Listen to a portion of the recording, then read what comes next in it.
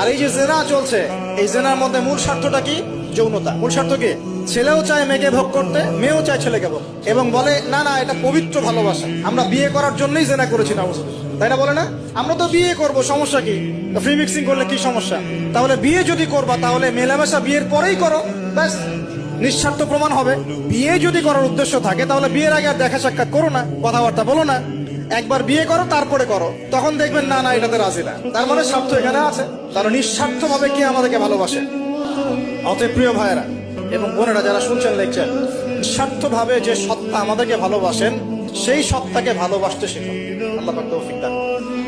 কিন্তু আল্লাহ পাক কি আমাকে হারাম এই 14ই ফেব্রুয়ারির এই ভ্যালেন্টাইন্স ডে কে ভালোবাসতে বলেছেন? আল্লাহ পাক ইহুদি খ্রিস্টানদের সংস্কৃতিকে ভালোবাসতে বলেছেন? আল্লাহ পাক জেনা করতে বলেছেন?